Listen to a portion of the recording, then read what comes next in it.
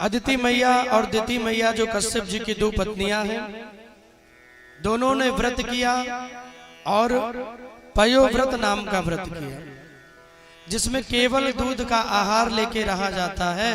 1 वर्ष तक जो इस व्रत का नियम पालन करता है उसको जो मनोकामना होती है, मनोकामना पुत्र या पुत्री की प्राप्ति होती है।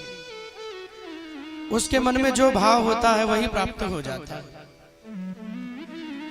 तो दिति मैया ने भी व्रत किया, जो दैत्यों की माँ है।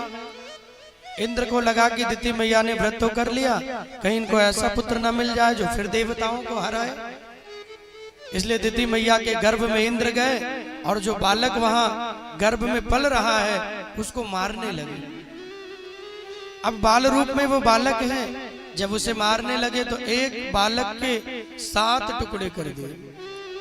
7 के बाद भी उसकी मृत्यु नहीं हुई, तो उस 7 के फिर 7 टुकड़े कर दिए।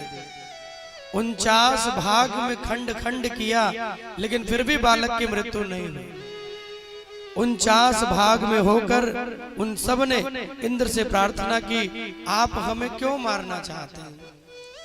इंद्र ने कहा, तुम हमारी सौत माँ के पुत्र हो, कहीं बाद में मुझे अहित न करो, इसलिए हम तुम्हें मारना चाहते हैं। तो 49 ने एक स्वर में कहा, हम आपके भाई बन के आएंगे, मरुद गणों में मुझे स्थान दे दीजिए, लेकिन मुझे मारिए मत। तो इंद्र ने उनके प्राण छोड़ दिए और 49 मरुद गणों में जो देव रूप में उनका वंदन होता है। हनुमान जी भी जब लंका जलाने गए तो चले मरुत 49, इतना तीव्र वेग से वो हवाएं चलने लगी, लंका जल के भस्म हो गई। तो 49 भाग में कर दिया, 49 मरुदगण बन गए। इंद्र बाहर आ गए मां के गर्भ से। देवताओं की जो मां है अदिति मैया, उन्होंने व्रत किया और पयोव्रत नाम का व्रत किया। और जब व्रत पूर्ण हुआ तो उनके गर्भ से कोई और नहीं, भगवान स्वयं बामन बन के प्रकट हो रहे हैं। बोले बामन भगवान की जय हो। स्वयं बामन बन के भगवान आए और जब बामन रूप में पधारे, सब देवता पहले तो दर्शन करने के लिए आए। किसी ने आकर के उन्हें छत्र दिया, किसी ने आकर के उन्हें भिक्षा का पात्र दिया।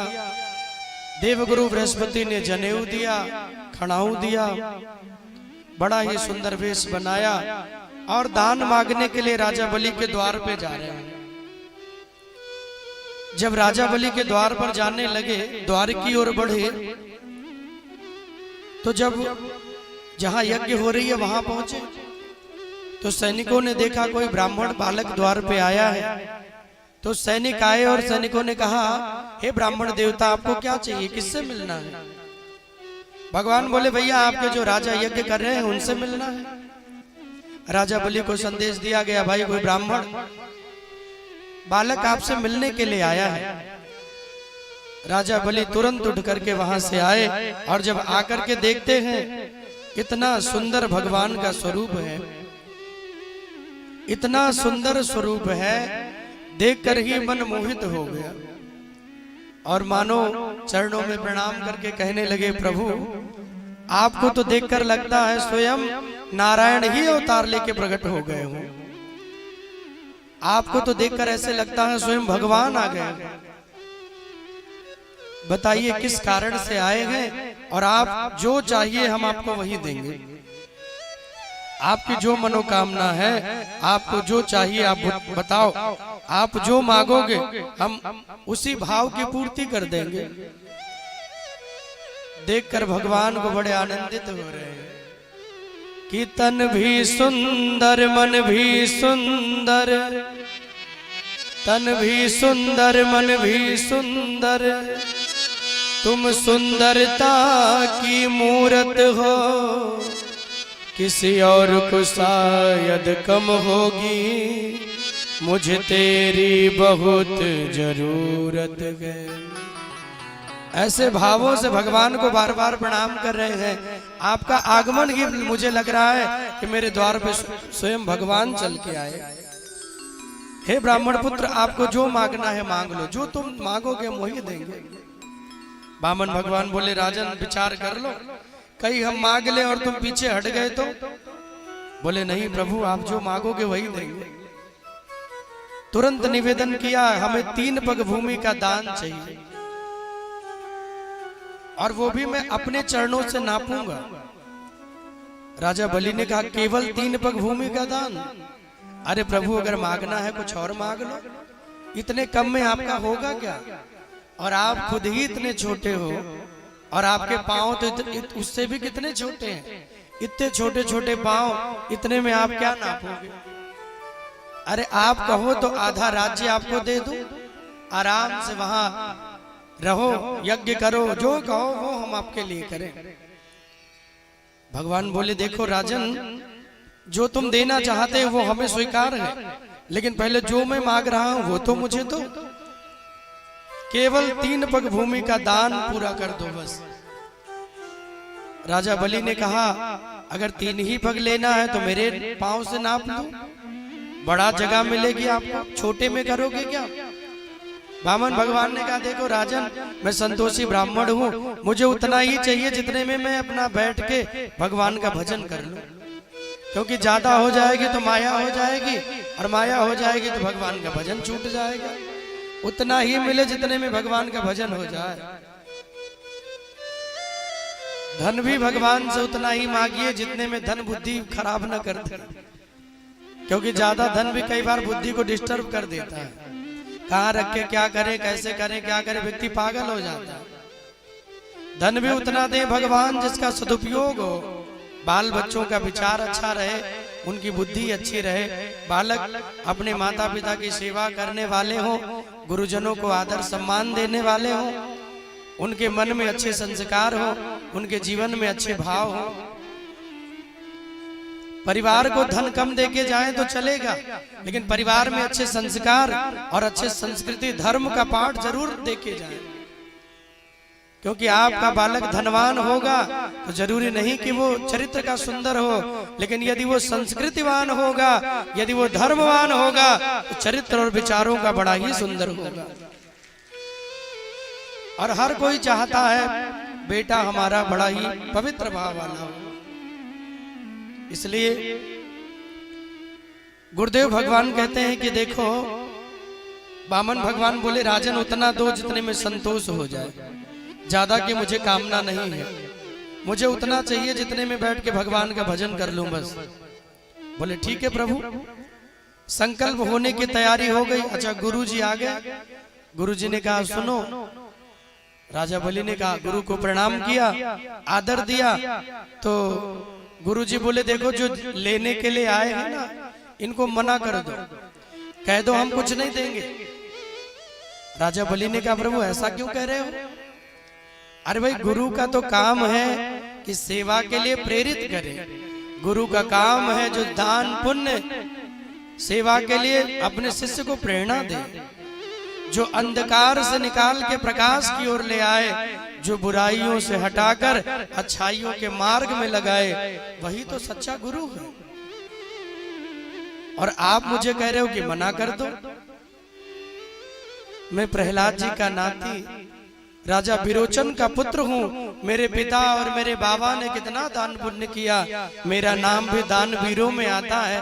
कोई आज तक द्वार पे आया उसे मैंने खाली नहीं लौटाया। एक ब्राह्मण 3 पग मांग रहा है, आप कह रहे हो कि मना कर दो। गुरु जी क्षमा करिए, मैं मना नहीं कर सकता, मैं आज आपकी बात नहीं सुनूंगा, आज आपकी बात नहीं सुन सकता। गुरु ने कहा जानते हो ये कौन है? बोले कौन है? बोले साक्षात नारायणो भव, ये कोई और नहीं, ये स्वयं नारायण है। और तुम 3 पग की दान करते हो। हे शिष्य, 2 पग में तुम्हारा सर्वस्व नाप लेंगे, तीसरा रखने की कहीं कोई जगह नहीं बचेगी। तुम दोगे क्या? ये तुम्हारा सर्वस्व हरण करने के लिए आए हैं। राजा बलि ने सुना कि भगवान द्वार पे आए हैं, नेत्र भर गए, रोने लगे, नेत्रों से आंसुओं की धारा निकल पड़ी और कहने लगे गुरुजी, एक ब्राह्मण मानकर सर्वस्व देने के लिए तैयार हो गया, और आज जब ये जान लिया कि भगवान है अरे जो दुनिया को देते हैं आज वो मांगने के लिए आए हैं, मैं उन्हें खाली हाथ कैसे लौटा दूं। राधे राधे बोलना पड़ेगा और जोर से, और जोर से।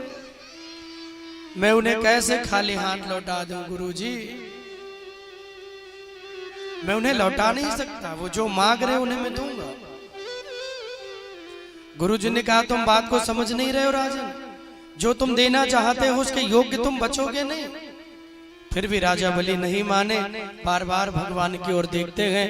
बोले प्रभु आप जब स्वयं चल के आए हैं, आपकी जो इच्छा हो आप कर लो। भगवान ने कहा पहले संकल्प करो। बिना संकल्प के किसी पूजा की भक्ति की सिद्धि नहीं होती है।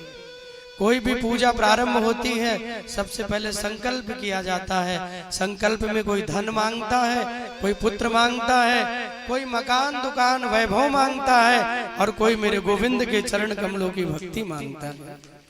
अभी अपना अपना भाव है किसको क्या चाहिए। अलग अलग भावों से लोग संकल्प करते हैं, अलग अलग भाव से पूजा करते हैं। बोले राजन तुम भी संकल्प कर लो, तुमको क्या चाहिए, और उसी भाव से संकल्प पूरा करो। गुरुजी बार बार मना करते रहे, राजा बलि नहीं माने। तो जब लोटे से जल गिराया जाने लगा, देखो गुरु भी बड़े पक्के गुरु हैं। बोले भाई चेला कुछ भी हो, लेकिन गुरु का एक धर्म ये भी है चेला की रक्षा किया जाए। भगवान ही जब लूटने के लिए आए तो गुरुजी सोचे चेला को बचा ले, तो कैसे बचेंगे। तो उसी लोटे की टुटिया में जाकर के गुरुजी बैठ गए। बोले ना गिरेगा जल, ना मिलेगा फल, ना होगा संकल्प, और ना इनका कुछ अहित होगा। भगवान जब बार बार जल गिराने लगे, जल गिरे ना। राजा बलि ने कहा प्रभु क्या हो गया, जल ही नहीं गिर रहा। भगवान बोले आप चिंता मत करो, वो क्यों नहीं गिर रहा वो मुझे पता है। एक कुश भगवान ने उठाया और उस कुश को लोटे की टुटिया में डाल दिया, और शुक्राचार्य जी एक आंख से देख रहे थे कि क्या हो रहा है शिष्य के साथ। जैसे ही कुश डाला एक आंख गोविंदाय नमो नमः हो गई, एक आंख चली गई। इसलिए शुक्राचार्य जी एक आंख से ही देखते हैं दुनिया को। तो गुरु जी निकल के खड़े हो गए, बोले प्रभु ऐसा दंड क्यों दिया। भाई गुरु का धर्म है चेले के रक्षा करना। तब भगवान बोले कि जब बात धर्म की आए तो चाहे गुरु हो माता पिता हो, जो आपको धर्म के लिए रोके उसका त्याग कर देना चाहिए। आप अच्छे कार्यों के लिए मना नहीं कर सकते। समाज में भी यही होता है, कोई अच्छा काम करने जाता है तो चार लोग उसे रोकने लगते हैं। किसी का मन हो गया, किसी का भाव बन गया तो दो चार लोग रोकने लगते हैं। कभी भी अच्छे काम के लिए सहयोग करिए, अच्छे काम का सपोर्ट करिए, कभी भी अच्छे कामों का विरोध नहीं करना चाहिए। अभी कोई कहे चलो भैया कथा सुनाए, पवन देव महाराज आए हैं कथा सुना रहे, चलो सुन के आए। तो कुछ लोग कहेंगे चलो कल चलेंगे, परसों चलेंगे, लास्ट वाले दिन चलेंगे, है ना। खुद भी नहीं आते, आपको भी रोक लेते हैं।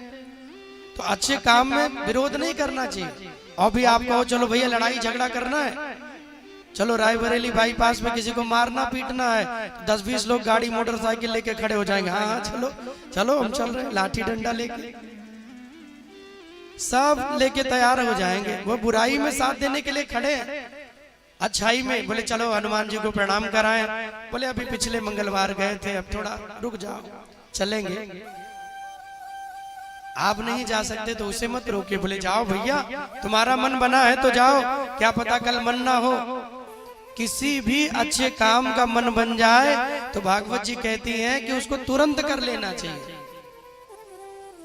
तुरंत जो मन में भाव बने वो कर लो। सेवा का भाव बने, किसी को भोजन कराने का मन बने, दान पुण्य का मन बने तो तुरंत करो। एक बार राजा युधिष्ठिर बैठे हुए थे, उस सभा में भगवान कृष्ण भी बैठे थे।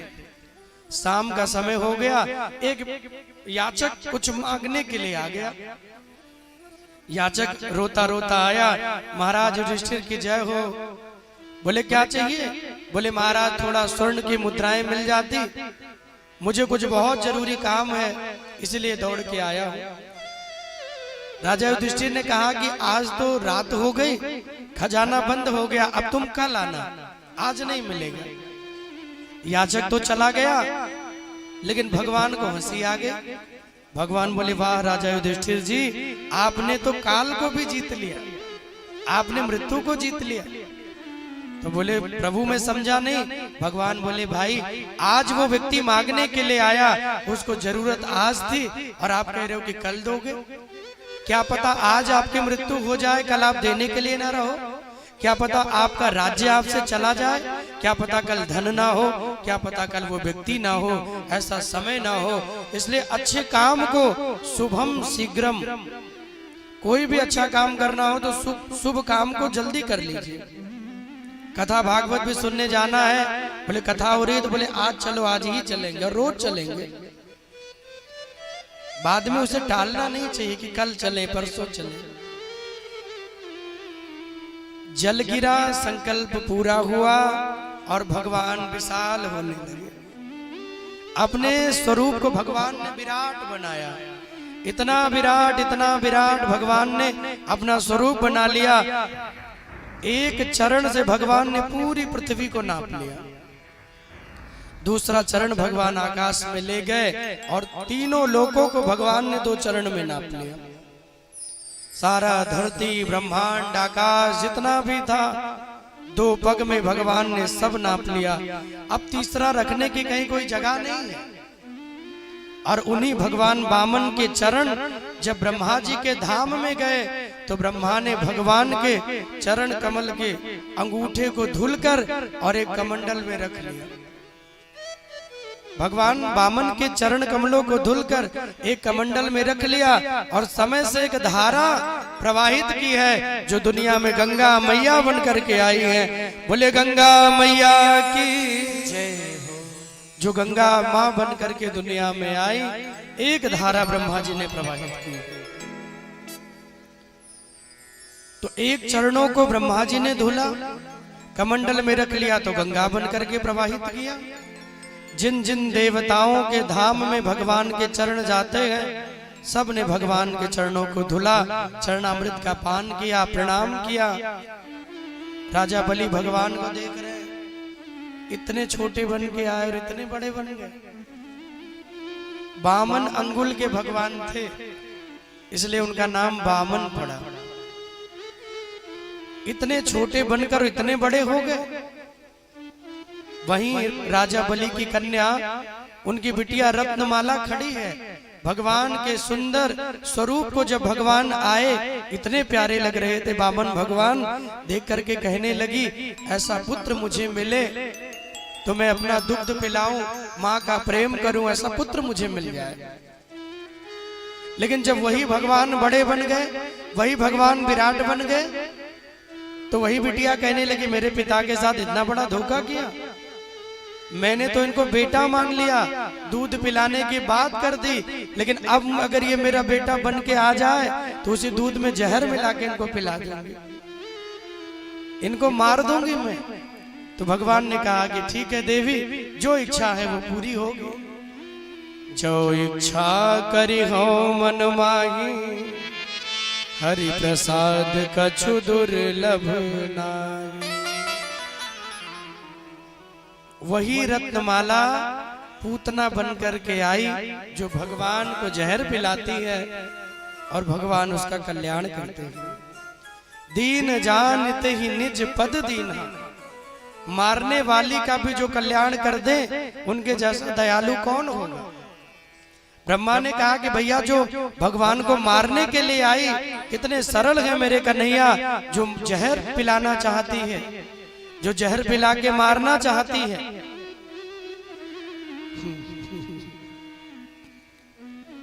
उसका भी भगवान ने कल्याण कर दिया। कमवा दयालुम शरणम व्रजेम। इसलिए भगवान के जैसा दयालु कौन होगा। बड़े सरल हैं, फिर भी लोग प्रभु की भक्ति में ना आए तो ये उनका दुर्भाग्य है। ऐसे भगवान कि जो मारने वाली का कल्याण कर दे। और देखो, केवल कल्याण नहीं किया, मेरे प्रिय भक्तों, कल्याण कर कर माता यशोदा की गति प्रदान कर दी। ब्रह्मा जी ने कहा कि प्रभु, जो गति आपने मैया के लिए रखी है वो आप इनको क्यों दे रहे हो? अरे ये गति तो माता यशोदा के लिए है, फिर आप इनका कल्याण क्यों कर रहे हो? तब भगवान बोले, भले ये मुझे मारने के लिए आई, लेकिन माँ बन करके आई, दूध पिलाने के लिए आई, इसलिए मेरा स्वभाव बदलता नहीं है। देखो कितनी सुंदर बात भगवान कह रहे हैं। भगवान कह रहे व्यक्ति को अपने स्वभाव को कभी बदलना नहीं चाहिए। भगवान का स्वभाव क्या है? बोले जो शरण में आए, भले वो पापी हो भक्त हो, उसका कल्याण कर देते हैं। भगवान ने कहा मेरा स्वभाव है, जो मेरे शरण में आए उसका कल्याण कर देते हैं। इसलिए पूतना भले मारने के लिए आई, लेकिन माता यशोदा की गति भगवान ने प्रदान कर दी। मारने की इच्छा भाव लेकर आई, फिर भी भगवान ने उसका कल्याण किया। गुरुदेव भगवान ने कहा कि आज राजा बलि हाथ जोड़ के खड़े हैं। राजा बलि ने कहा, प्रभु आपके चरण कमलों में मैं प्रणाम कर रहा हूं। इन 2 चरणों में आपने जो भी नापा है, कहीं भी मेरा अस्तित्व का दर्शन नहीं हो रहा है। एक काम करिए, आप अपने तीसरे चरण को मेरे सर पे रख दीजिए। उनकी पत्नी विंध्यावली भी आकर के वहां खड़ी हो गई और दोनों ने मिलकर भगवान को प्रणाम किया और इतने प्रसन्न हो गए मेरे प्रभु। बहुत सुंदर, इतने प्रसन्न हुए भगवान वामन कि तीसरा चरण उठाकर राजा बलि के सर पे भगवान ने रख दिया और तीसरे पग को भगवान ने पूर्ण किया है। 3 पग का उनका दान पूरा हुआ। राधे राधे बोलना पड़ेगा, दोनों हाथ उठा के और जोर से बोलना पड़ेगा। 3 पग के दान को भगवान ने, राजा बलि ने सर्वस्व समर्पित कर दिया भगवान को। जो भगवान को अपना सर्वस्व समर्पित कर देते हैं, प्रभु भी उनसे दूर नहीं रहते भैया। सुतल लोक का राजा बनाया, कल मैंने आपको बताया है। जहां 52 दरवाजे थे, हर एक दरवाजे पर रोज भगवान का उन्हें दर्शन होता था। जिन दरवाजों से निकल जाते थे राजा बलि, उन्हीं दरवाजों पर भगवान का दर्शन हो जाता था। बाद में लक्ष्मी जी आई, उन्हें मांग के ले गई। तो वामन भगवान की कथा हमारे जीवन में ये शिक्षा देती है कि जो भगवान के प्रति समर्पित रहता है, भगवान भी उसको उसी भाव से भजते हैं।